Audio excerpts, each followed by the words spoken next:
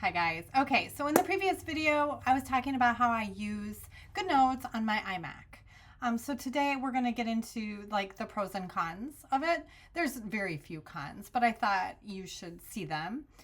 Once again, I can only speak to iMac. I can't speak to PC. I don't know what, I know that they have it, but I don't know anybody that, I don't know. I just don't know. So you'll have to, find somebody else's video to watch. And the reason I'm doing this, and I will be doing one for my iPhone too, because I do get people asking me all the time, like how to use it on your iMac and iPhone.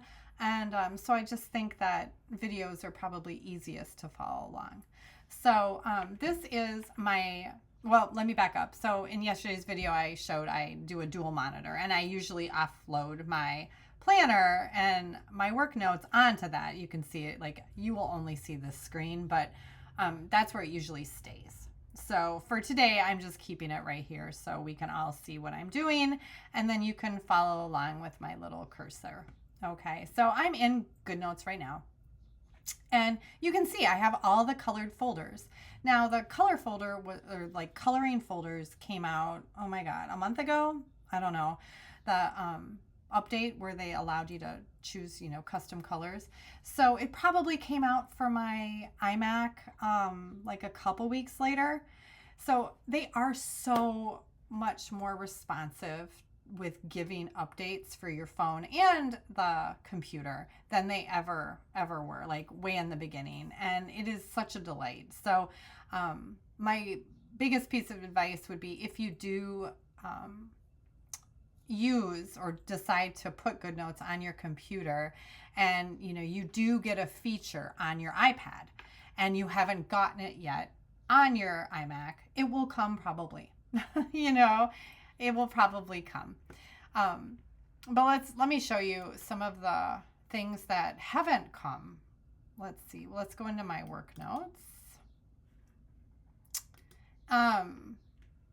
Let's see. I'm in my planner. So you can see basically I type everything for my when I'm on the computer. It's just so much easier. You can't handwrite. I mean, you can use the pen tool and you could try, but I mean, I just use it for like crossing things off and things like that. But let's just go into the tools. So you can see it's basically the same up here, your toolbar.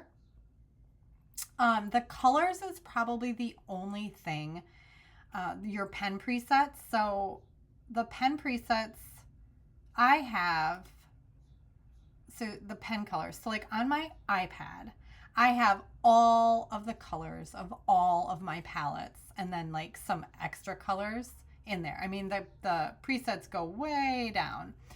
Now, that did not transfer to my iMac. I had to reload my favorites. And because I don't use the pen that often, that's why I don't have very many. I just have my Joyful palette here, and a couple Blissfuls.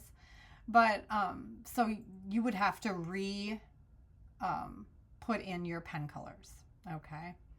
I don't use the pencil ever.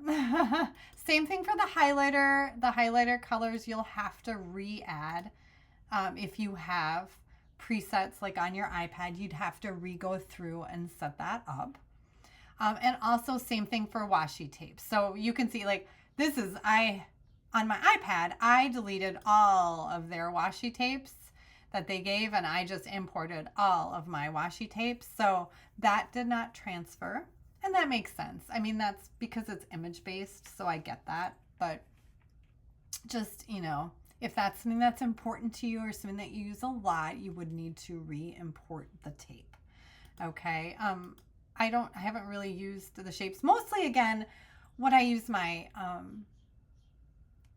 computer Goodnotes for is literally like really big typing things, and reference. Okay.